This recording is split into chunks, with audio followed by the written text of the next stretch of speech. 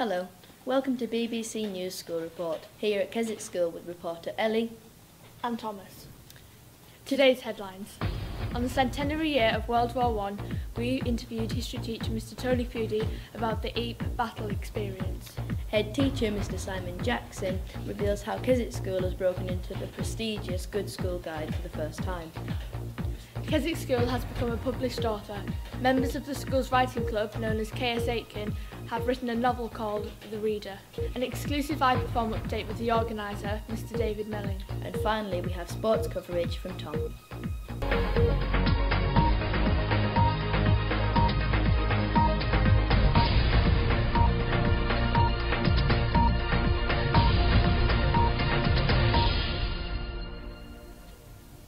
As you will be aware, it is the centenary of the First World War this year.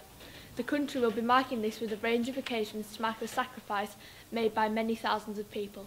As part of Keswick School's annual battlefield trip, students experience the horrors and reality of war.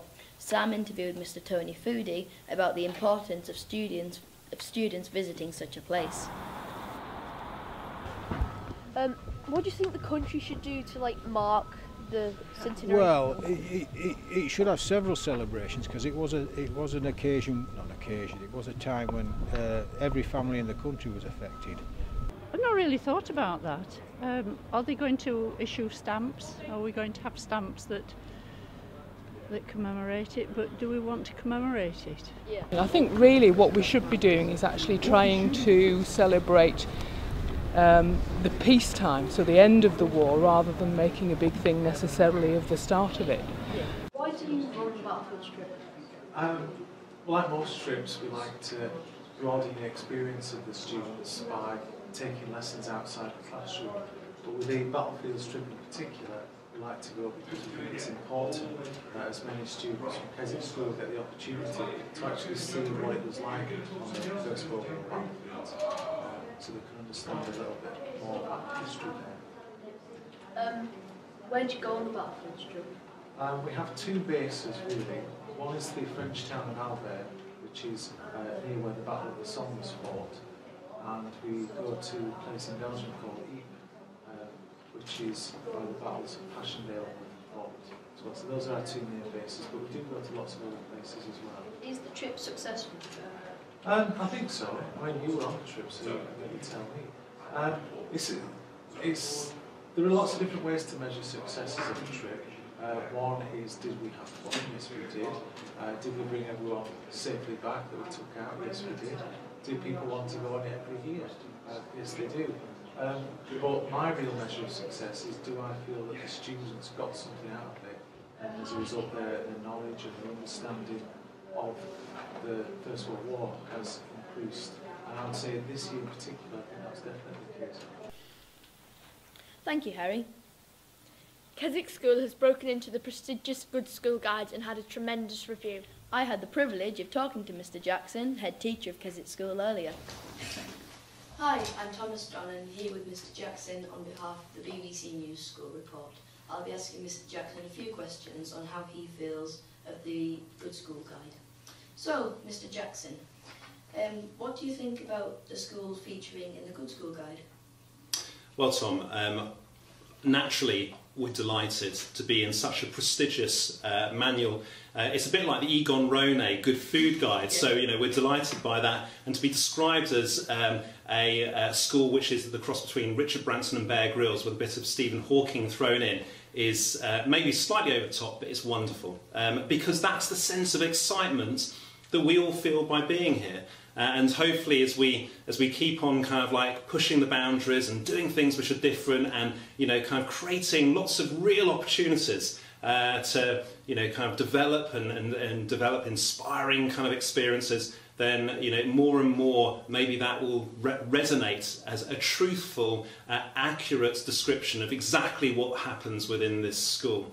I certainly hope so. And I know one of the things that I'm really interested by seeing is more and more opportunities to go out and do stuff in front of a real audience. One example of that being that the Theatre by the Lake is going to have a book launch with a book written by some of our students in the Writers and Illustrators Club, just this coming weekend, and they've written their own book. It's going to have an ISBN number. It's going to go down to the British Library. They're launching the book at the Words by the Water Festival, Literary Festival, to people from all over the country, and they're going to show a preview and then do some readings from it. I think that's amazing. I mean, that just shows what is potentially possible, and that's why we're so delighted by the Good Schools Guide entry.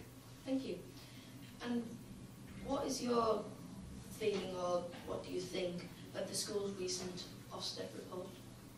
Again, it's wonderful because it reflects the partnership and the work that we do together, pupils and staff working together, really in a very kind of positive way, where we all enjoy being here, and that sense of community, I suppose, was one of the most tangible things that was picked up by the Ofsted inspectors, and is reflected in the Ofsted report. And I think that's really fundamentally important, because if there's a sense of community, if there's a sense of kind of support, but also a willingness to be challenged, to do things which are different, to do things which are kind of really quite hard, and understand that in doing so there's a strong possibility of not succeeding, but then actually picking oneself up and kind of having another go. If that becomes the mark of what we do, then that's a real positive, because that, of course, will enable everyone to move on in the most successful way, ultimately,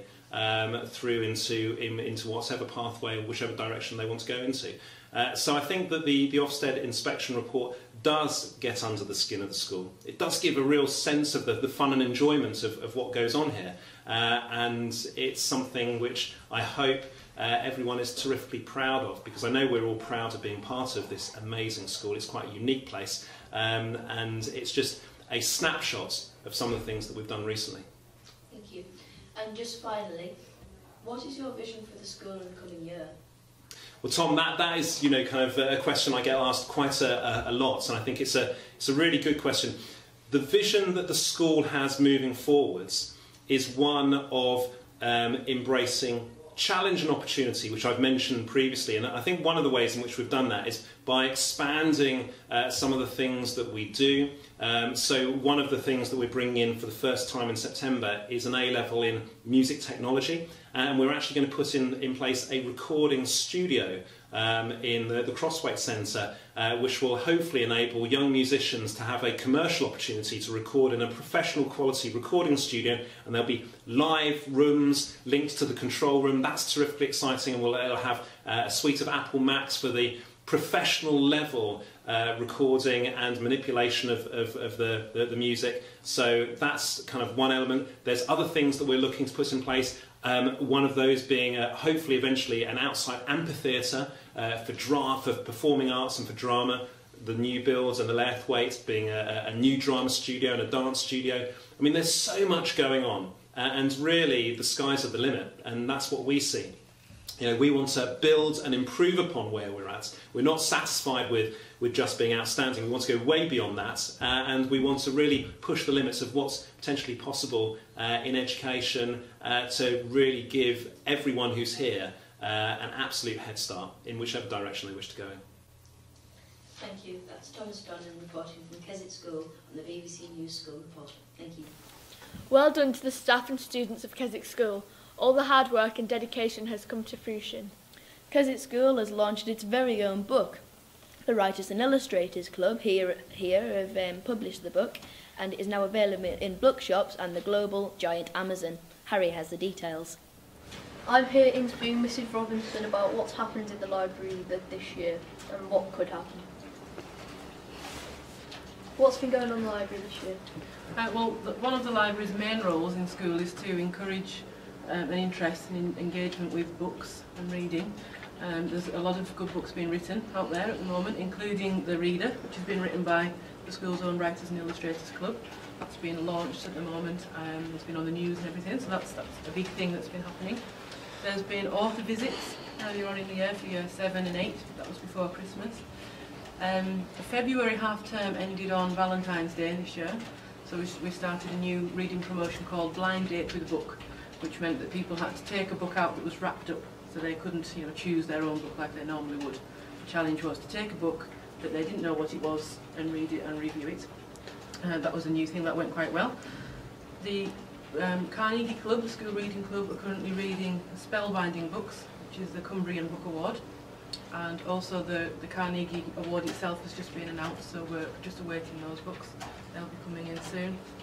And just generally trying to keep, you know, the fiction updated, lots of new stock, and keeping people coming in through the doors, borrowing books. Do you hope that there will be like a second reader? We are not quite sure about that at the moment. It took us quite a long time to decide how the reader would end. There was lots of different opinions as to how the book should end, so we managed to agree on an ending. But thinking about how the story could continue, again there was lots of discussions about how people might want that story to move forward. So our next activity together is going to be to move on to a new project. We're going to do a new project for now. We may return to it in the future with new members, because some of our current members are leaving us this year at sixth form and year 11. So we're just looking to see if we can get some new younger members to join in and be part of it, and maybe they could write a sequel next year, possibly. Thank you. Thank you.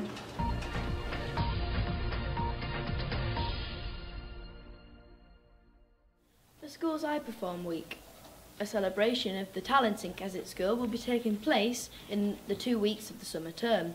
Tom talks to David Melling about his plans for this event. What will be the same as last year's I Perform this year?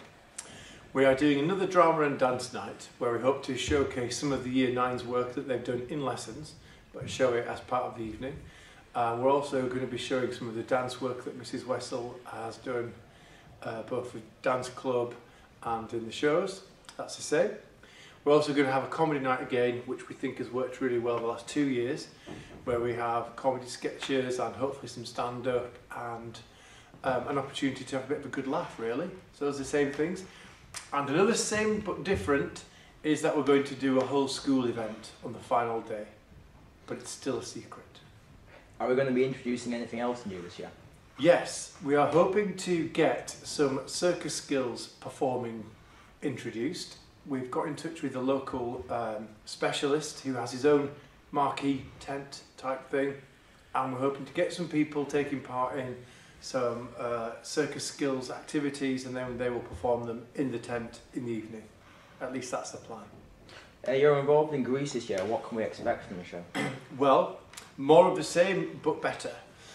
We've got another strong cast to perform this well-known show, and we are hoping to sell out again as we have done the last couple of years, sell all our tickets. We've also got different, we've got a sing-along night where people are invited to come along and are given lyrics to help join in with the singing, because everybody knows Grease songs. And also we are having a 1950s fancy dress night where audience members are invited to come along dressed as 1950s rock and rollers, members of the cast, etc. So similar but different, and we've got a new stage, and we've spent a little bit more time and effort and money on set design this year, so it should look more of a visual spectacle.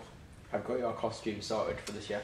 Yes, my leather jacket and my quiff are in the cupboard.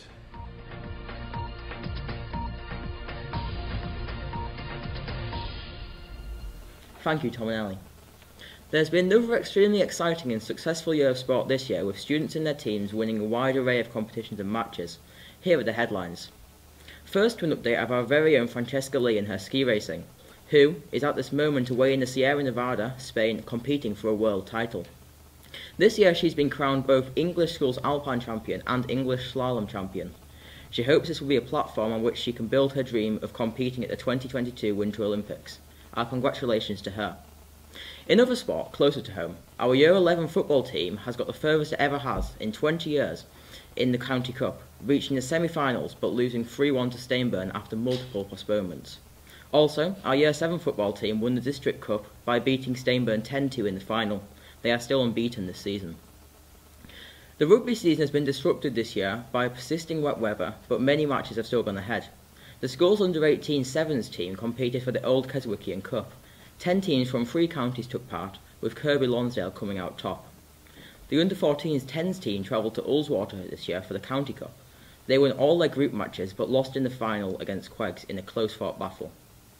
Our Year 8 team are also celebrating success in rugby, reaching the semi-finals of the County Cup. They will face Netherhall next week. In netball, our under-15s team have now been crowned district champion after their 4th unbeaten season in a row. The under-18 team reached the finals of the County Cup recently also. They also recently returned from a very successful tour to York, where their A and B teams both won all their matches against Bootham School and Queen Ethelburgers College. In hockey, congratulations to Xanthi Spark and Hannah, who have been selected to play for county this year. Also, well done to our Year 8 and Year 9 teams, who have each been county finalists this season.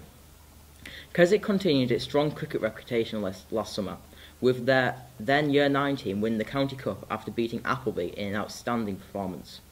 As we come towards the tennis season, the under-13s boys team have won their league after an undefeated Welcome to BBC News School Report with Sam and Ellie interviewing Miss Powell.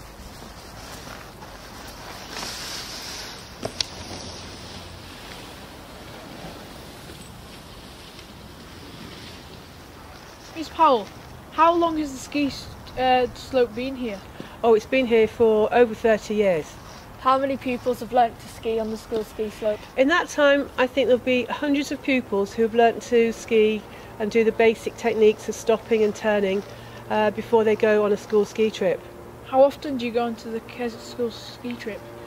It's an annual event, and we've been to places like France and Austria, Andorra and North America.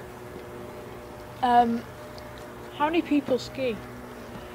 Usually on the ski trip we've taken anything between 24 and 70, and next year we've got 60 people going. Thank you very much, Miss Powell. Thank you. I'm interviewing Mr. Craig, a member of the ski staff, who also used to be a snowboarding instructor. Hello, Mr. Cragen. Hello. What does a ski trip involve? Well, it's a 5-day long trip. We go to different resorts each year. This year coming up, we're to Andorra.